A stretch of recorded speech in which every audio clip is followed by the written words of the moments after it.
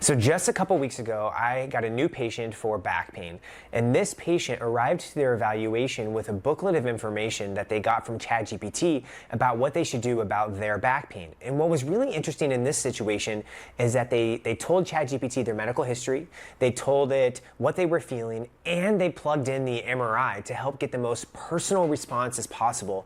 And what I want to go over today is what that report said, what it did very well, and was it able to replace me? Did she truly need me, or was ChatGPT enough to get the job done? This is going to be fun today. I think AI is here to stay, but how do we best use it to improve the patient experience, improve how you feel, but also help people figure out what the best first step is? Let's have some fun and let's dive into exactly what I found in that exam and how it compared to the report. So I spent 45 minutes or so looking at the patient, learning more about their pain, their history, actually looking at their body, getting them on this table and moving them around. And so after I had all that information, I was able to make a better decision for what we should do next. But they also had this information from ChatGPT.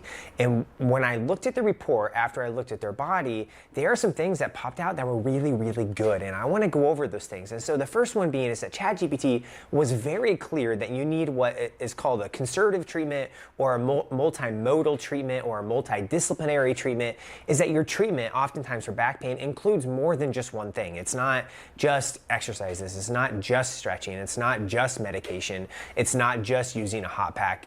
It's kind of all of those things based on how you're feeling. And so what I thought was really good is that it brought up those things, and that a lot of times with back pain, and this is true, is like if we knew just one thing that helped with back pain, we wouldn't have any more back pain, right? But we still have back pain, it's still hanging around, it's still very hard to treat. And so it just recommended, said, hey, we don't know which one is the best one for you right away, but one of these treatments may do very well for you.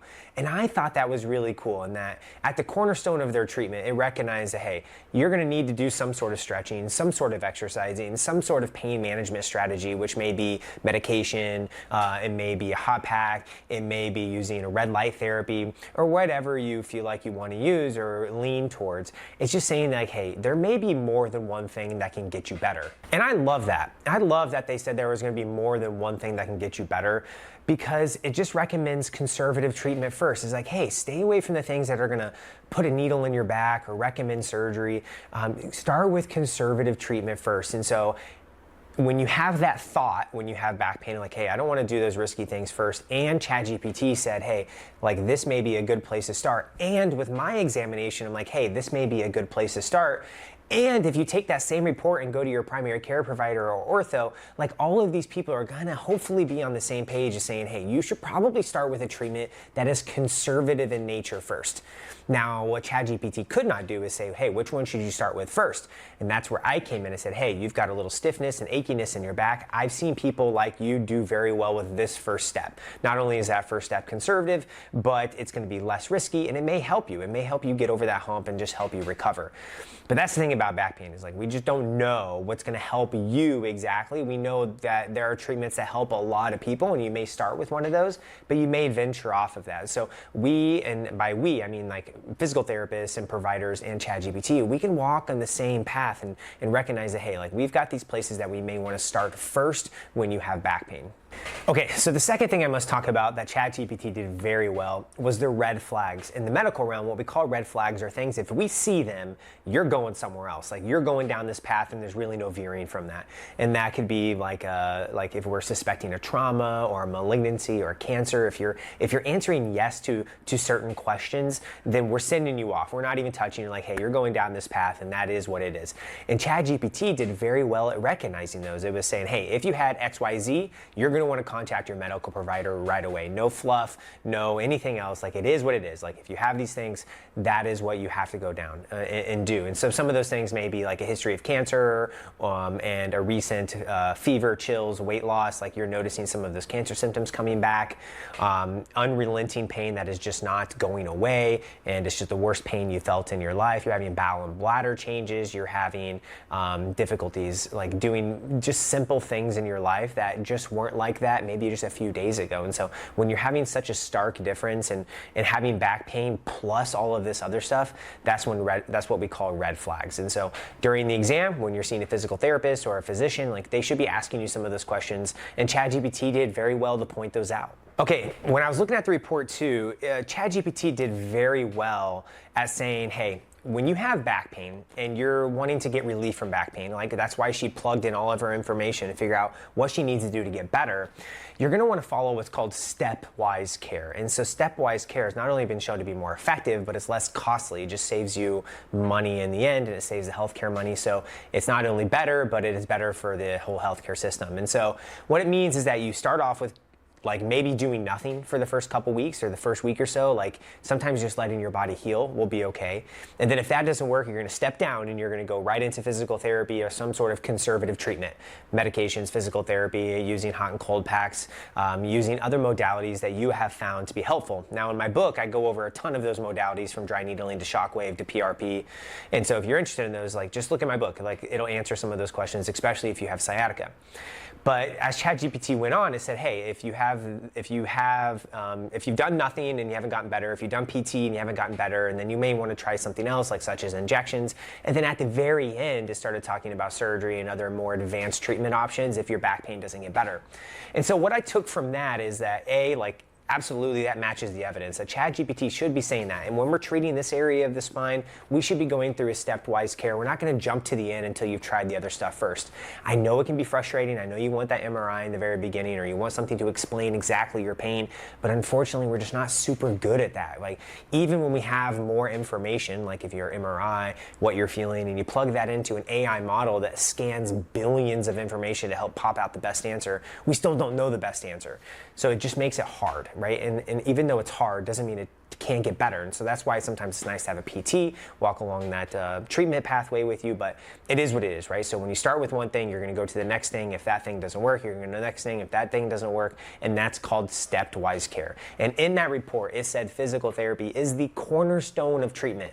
And obviously, I'm extremely biased. I couldn't be more biased, but the evidence shows that, and when ChatGPT scours the internet, it says, yeah, hey, this is a good place to start. And that physical therapy may include popping the joints, and may include stretching, and maybe include exercising. But ChatGPT also said that it doesn't replace a good hands-on and physical exam. And I can't reiterate that more, and I've said this many, many times. It's like there is nothing to replace you laying on a table and having somebody else that isn't necessarily experiencing your pain being able to provide you a different point of view of your pain. I'm saying that you know your pain better than anybody else, but what I can bring to the table is when people present like you, I know that maybe then the best next step.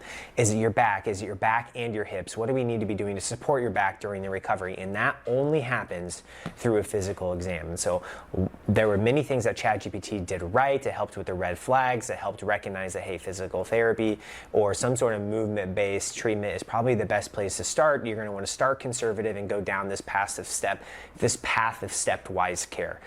And so when you walk into your visit and you're equipped with that information and be like, okay, like this is what ChatGPT said, this is what I had my gut feeling that kind of said that as well. And when you go into that first visit with your primary care provider or chiropractor or PT, that is the treatment that you should expect first. And now exactly what we do with each patient is kind of different, and how we do it and how often and how much, and like that is different for everybody. But with AI, it can help give you a good framework to approach that visit with, of saying, hey, I'm expecting them to say this and do this, and that may happen if they're following the evidence. And so you can kind of have good expectations going into that first treatment. And those were three major things that I found that AI did very well when she's like, okay, what does AI say I need to do with my back pain? It said that I needed to do those three things. I really like those things. And so what I want to do now is go over the things that I really didn't like about AI. And it was unfortunate that it did some of this, and I see it in some of the healthcare system as well. But sometimes more information isn't better, and let me explain to you why. Okay, so what I mean by more information isn't necessarily better is that, remember, she took that MRI and she plugged the impression, she copy and pasted that into ChatGPT, and she relied on ChatGPT to spit out what it saw going on from that impression and give it to her in a language that she could understand. Well, one, it was definitely in medical jargon. It was extremely difficult to understand on her end, so she was like, hey, what can you tell me about this report? Which wasn't really helpful, but So the lack of personalization that came from that report is kind of alarming. And what it showed in that report is that in a couple levels of her spine, it said moderate to severe changes. Degenerative changes are spondylosis, which just means arthritis in the general terms, like moderate to severe. Well, that moderate to severe changes in her back, she didn't have moderate to severe pain. She was actually pretty low pain. And so what ChatGPT labeled as moderate to severe didn't match what she was feeling. And so she was a little confused of saying, hey, I have these advanced changes in my back, even though I don't have advanced or high levels of pain. Like, what's going on here? Well, the ChatGPT and the image, it doesn't have the personalization that we need. The personalization comes from actually doing the physical exam, right? That's the only way that we can tell, okay, you have moderate to severe changes in your back, but you've probably had those for a long period of time, and you haven't had this level of pain for a long period of time. So the ChatGPT and the more information that it provided just further added to the disconnect between what she was feeling and what the MRI showed. And I see that all the time. That's why I highly recommend, if you do get an MRI, you need to sit down with somebody that's taking a look at your body and see if there's a match there. But that disconnect, it just leads to more confusion. So more information, more disconnect, and more confusion. It just led to that patient feeling even more uneasy about their day, how they were feeling. Because what I don't like is you think that patient's gonna have a more positive outlook on their future if they're labeled as moderate or severe. Probably not. You think that person's gonna walk more and move more and strengthen more if they were labeled as moderate or severe? Probably not. And that's what I don't like, is that ChatGPT did not do well of saying, hey, this is what we found on the MRI. This is what you told me you were feeling, and there is a disconnect there. So it requires somebody to actually take a look at you and help fill in the gaps. Man, I was upset with that, and she was just a little confused. And so I had to spend time of the exam kind of improving that confusion so she felt more confident about the treatment plan that I recommended for her. So that was something that I really, really didn't like about the report that she got from ChatGPT. Okay, what I really thought was interesting too is that ChatGPT had all of these terms to help label her back. So such as disc bulges, spondylosis, degenerative disc disease, and all of these things in reality can just be thrown in the bucket of arthritis and age-related changes. Like, we know that these things increase over time in people without pain, and it's absolute known knowledge. There is no ands, ifs, or buts about it. The research is very clear on that, is that you can have all of those things and have no pain at all, and all of those things increase as we get older. It is what it is. And what I thought was really interesting is that ChatGPT could not pick up on the research of that and provide any reassurance or positive outlook on her future from the report. And that it should have done is it should have taken that impression and that MRI and saw all of those fancy terms and kind of just threw them in a bucket and saying, hey, we see these in people who do and do not have pain. It may or may not be related to your symptoms, but instead what it did is that it dove into all of those things and labeled them as a disease instead of something that can actually be improved. And so diseases, we try to think of diseases as something we can cure, right? And so when we think of diseases in the real world, like we're trying to cure those things with our treatment, but there is no cure for arthritis or degenerative processes such as disc bulges, degenerative disc disease, spondylosis, arthritis. There is no cure for those things, and so they shouldn't be labeled as diseases, because when you think of it as a disease, you think, hey, I need to improve that disease, I need to improve those things before I can start exercising, before I can start strengthening, before I can start doing mobility work, and before you can start physical therapy. Well, like ChatGPT just said earlier, said, hey, physical therapy and exercise-based treatments and movement-based treatments should be the cornerstone of your treatment, but how is that going to be the cornerstone of my treatment when I've got diseases going on, right? So it further adds to that disconnect. And I don't like the labeling. The labeling makes people worse. It's been proven too. If you have an MRI, you are much more likely to have more invasive procedures just because you're labeled with these things, these terms that may or may not need any treatment, may not need any more explanation other than saying, these are just age-related processes. And so I know it's not the thing that people like to hear. I've seen it many times where I'm like, oh, I never say, hey, for your age, this is normal. I'm just saying for anybody over the age of 30, we can find those things in people who have pain and don't have pain. What the trick is to figure out in your body what is going on, or what things can we do to support your body's natural healing process and build your resiliency along the way. And so that is why we have things such as this video and my book and my PDFs online to help you, give you some education and strengthening to give you some reassurance, but put some words and feelings, feeling words to what you're feeling. And so that's what's important. We need to start bridging that gap between what you're feeling and what we find in the exam. And ChatGPT just can't do that. So if I had to give an AI an overall grade on what it did for this client, I would give it about 50%, right? And that it did well to tell her, like, hey, you're probably going to start with conservative treatments and move on from there. You're going to go through this stepwise care that may include this, may include that. You may consider that. You're going to go through this, and then you're going to end off down here if things don't go well for you. I liked that. It kind of gave them a synopsis. Okay, like that's a traditional pathway for back pain. I wish it were better. Otherwise, you know, we would see a lot better treatment outcomes. But it is what it is right now. Like, we're doing our best. What I didn't like is that more information isn't necessarily better. I have to battle these, what I call thought viruses, and people think their body is frail and degenerative and weak and vulnerable from having an MRI and having it explained on every single level and being like, all right, great, well, now I have something, every single level of my back, what am I supposed to do now? That is not a good place to be. I want people to leave that report and leave that interaction with AI and leave their interaction with me positively. We know people who have a more positive interaction do better, whether it be a placebo or not. But people who feel more positive about their body and how it feels and its vulnerability and what it can handle, the better off they're going to be. Right? That is what it is. And so I liked that it offered the conservative care. I didn't like from all the medical jargon and all the things that my patient felt from having that MRI report. So more information isn't necessarily better.